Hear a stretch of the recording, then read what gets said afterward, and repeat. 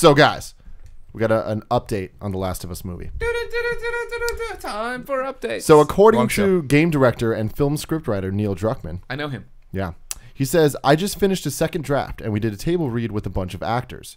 It's pretty faithful to the game. There are some big changes, but the tone and what the story's trying to say is pretty faithful to the game. He also said that he's dividing his time between Uncharted 4, being at the office, and the movie. And then also when he's supposed to be sleeping. Yeah. Seeing his wife, his kid. Yes. In addition to this, there's still rumors of Maisie Williams of Game of Thrones fame being Ellie. Yeah. And that's cool. So should we say right now we're going to spoil stuff in this? So, yes. Okay. Right off the bat, spoilers will be had for the Last of Us video game. You should play it first. Did you beat What that? are you thinking about? Yes. God, Greg. Don't be Okay. So, obviously it's a movie. It's not a game. Games you get to play for all these hours and stuff. Last of Us, 12 hours. Yeah, about that. Ish, right? Sure. If you run around like I do, it takes like 20 because I'm like going in every corner looking for things. But Let's just say that's a fun way to watch. 14 hours for people like 12 leisurely to 14. get 10 to through 14. it, I right? would say 10 to 14. Movies are hour and a half to 2, maybe a little longer if you're crazy. I don't think they're going to go too crazy with this. No. They should. What should they cut? How do they make that happen? What do they need to do to nail Last of Us in movie form? I don't know if we can. The more, And is the more I Maisie hear about Williams this, a part of this? The more I hear about this, the more I don't even want them to do it. To be honest, I mean, I stand by the fact I never want them to do video game movies. Video games, I think, are their own art form. They are, we don't need. Why are we as video game people trying to get the approval of mainstream audiences? I don't think it's about getting approval. I think it's about having such like an unending appetite for your favorite franchises that you just want to see as much content about them as possible. And this was such a well done, story driven, interactive experience that it seems ripe for a cinematic feature film. I mean, I think that if done well, it can complement the game, but when you try to think of it replacing a game or giving you the same experience that a game gives you, you're thinking about it wrong. Sure, 100%. I always stand by the fact, Nick Scarpino, who's out there right now, probably doing push-ups, curls. He always talks about the fact that he's waiting for the era of the video game movie to start. We're living in the comic book era, right? And for years, comic book movies were terrible, and then X-Men changes everything and goes around. He's waiting for that. I stand by the fact that I think this is the first video game movie that has an honest chance at it. I don't count Warcraft. Everybody always throws that in my face. All I've seen is a guy in the forest. That doesn't sell me on that fucking Warcraft movie. is farther out there than Guardians of the Galaxy was as an idea that you can sell to an audience that's never been familiar with the IP. Right. This is a thing, though. I think this is the best shot at it because Neil's so closely involved. You know what I mean? He understands the story and the characters because they're his, and he's going to guard them and make sure it goes the right way. In terms of cutting stuff, I mean, I think you got to cut out. I can't remember the name. The brothers you run into. Well, the one brother gets bitten, comes after Ellie. Yeah, she kills him. Then he blows his brains out.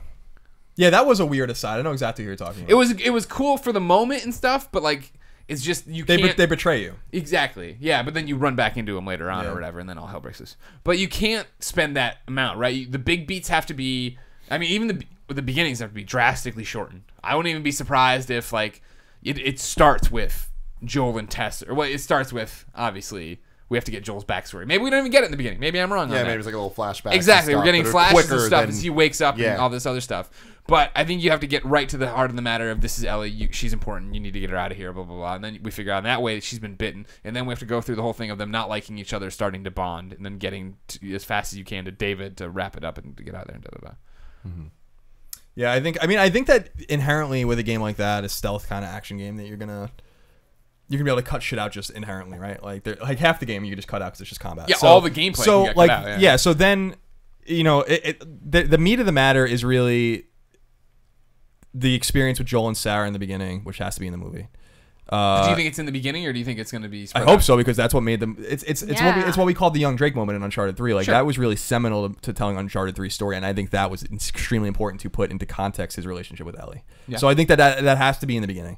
And then you can fast forward to Boston. The whole tutorial section is useless. So you can put them like right into after like when the gate blows up and stuff like that. You can put them right into the wilderness when they run into the clickers and stuff. There's like a whole hour and a half that's really tutorial. So like you can even put them fast forward to when they run into the fireflies and stuff like that. So that cuts out like the whole beginning of the game with the exception of the beginning with Sarah, and which is really important. And then the end is really instrumental too. But again, like when you're climbing into the hospital in Salt Lake City or whatever, like there's like a bunch of fucking combat and stuff like that. So I think Neil is like can piece through it and be like the script's big and it's probably as it is 5 hours or whatever. But you don't have to cut out when we look at it as a 10 to 14 hour game. It's not 10 to 14 hour story. You know what I mean? I think there's like certain like I'm interested to see how they do like Bill and the whole experience with Bill and the booby trap town and stuff like that. Like that kind of stuff was really really cool. You don't think they could just cut that out? That's what I was saying. They could probably just cut that all together. Oh no! I mean, my opinion, I think that the experience not only was Bill gives Joel human context to the time between the fall and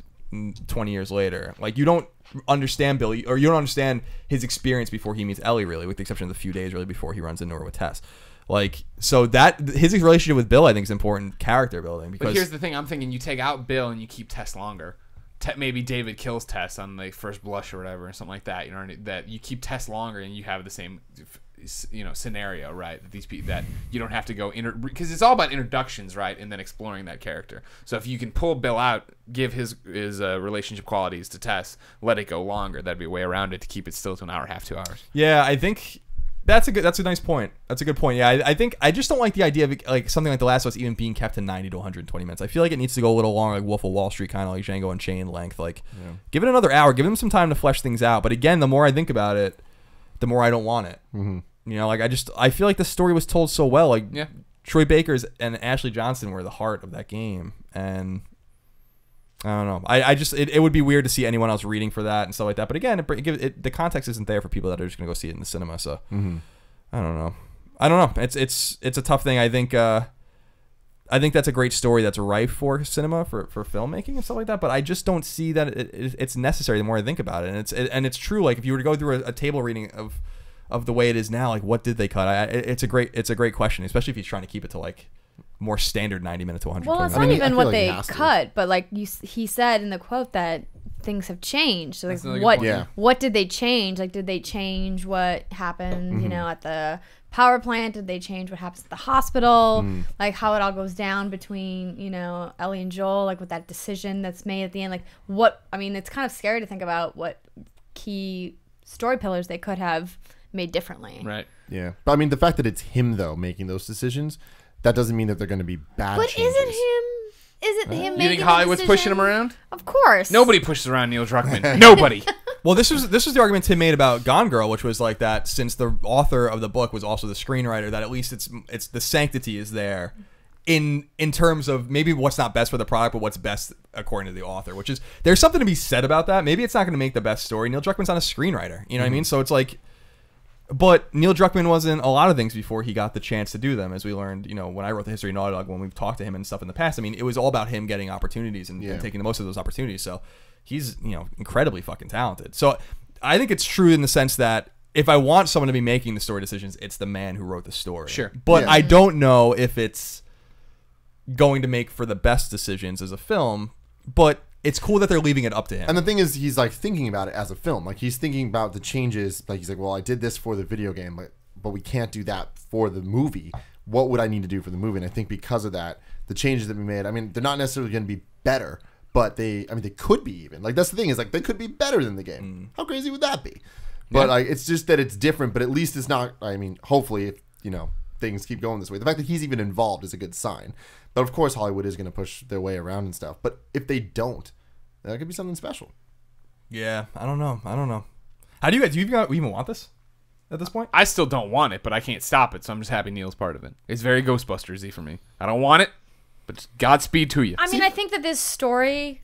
I mean, I remember when The Last of Us was first announced. I was like, oh my gosh, another post-apocalyptic zombie game. There's so many of them, and there's even more films about that kind of same topic. So for me, like, no, I could have been completely fine never having this movie, but as you said, you can't stop it. It's coming. I'm gonna go see it.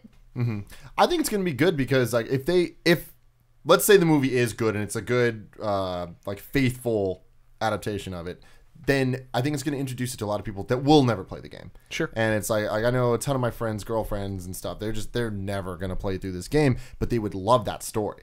And it's like trying to convince them to pick up the controller and do all that. It's just not going to happen. It's like, oh, it's only 14 hours. It's like, oh, damn, 14 hours. I wonder if you take the game and were to cut out the gameplay and just have like the cinematics and stuff. Sure, it's on YouTube. Yeah, I'm sure it is. But like, I wonder. I mean, these days like gameplay has all those cinematic moments and all that stuff, so it wouldn't necessarily work. But I wonder if you did cut out all the gameplay, even the ones with the cinematic moments. So it's just the cutscenes and stuff. If that would tell a coherent story.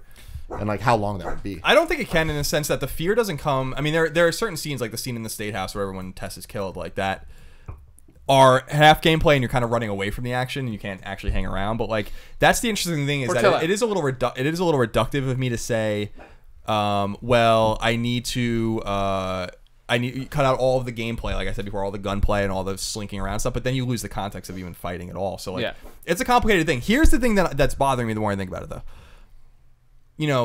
Neil's working on Uncharted 4. Amy left the studio. Neil's working on Uncharted 4 with Bruce Straley, and I think Josh Scher is helping to write it too. So like OG Naughty Dog guys are working on the game, right? And then he's working on the script, and he's got a family. He's got other shit he has to worry about. Like it's so frustrating because this is a great like transcendent moment for Naughty Dog to go into the mainstream and be like, we're making a fucking movie now, And obviously Naughty Dog is, to me, like the most accomplished and the best developer in the industry, bar none, right now, from the last 3 games, right? Uncharted 2, Uncharted 3, and The Last of Us are 10s, in my opinion, all of them.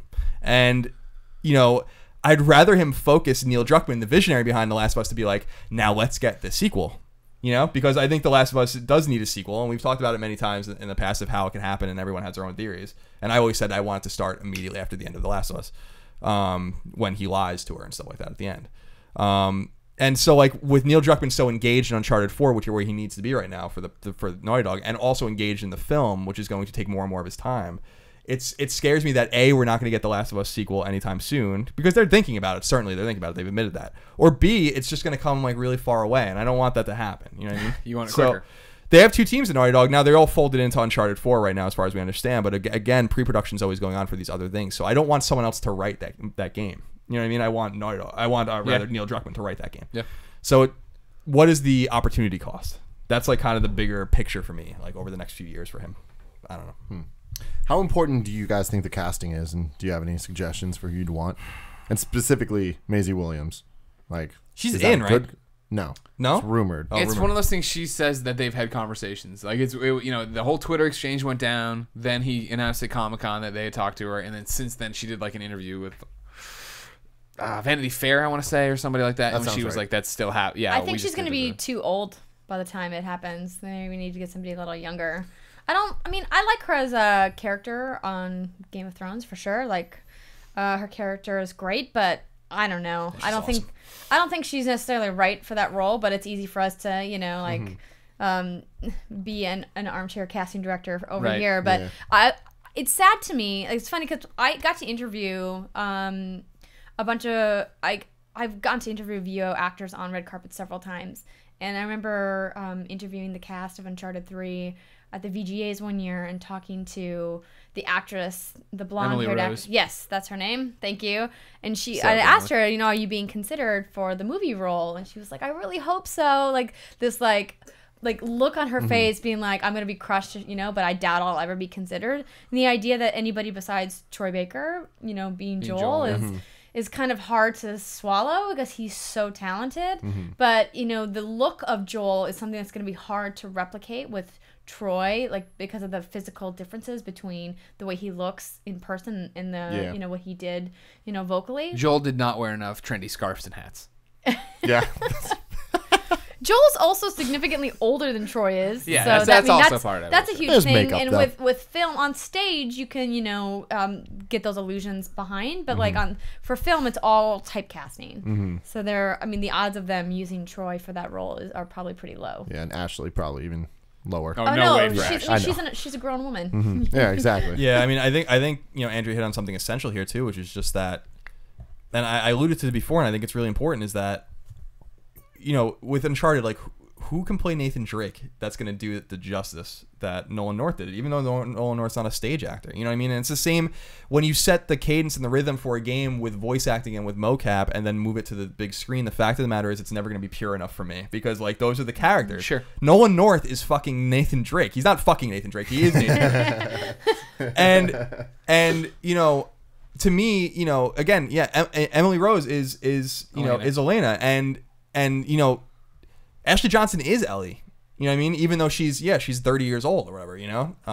And Troy Baker is obviously Joel. So we can't, it's difficult because like that is a conundrum, you know, that you have to either get over or not. Yeah. Maybe the performance is better, maybe it's truer, and maybe they like it more, but I don't know. I'm never, the way those games hit us at the time and still to this day, it's like, I don't know, man, like that is who they are. That is who they are. So like, how do you get around that? And to me, that's why I think if anything, and I'm surprised we didn't touch on this, and it just came to my mind, even though I think we've talked about it in the past, is maybe The Last of Us movie should not tell their story. You know, maybe it should tell someone else's. I would have preferred that if it was somewhere different. You know, leave Joel and Ellie alone. I mean, I would even like with The Last of Us if The Last of Us 2 came out or whatever. Maybe it's not about them at all.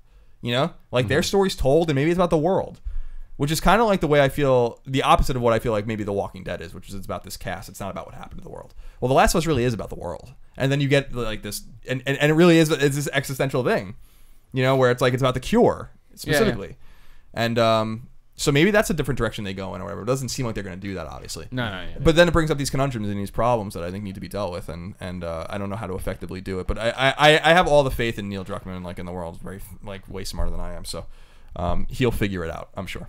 Yeah. Indeed. Cool.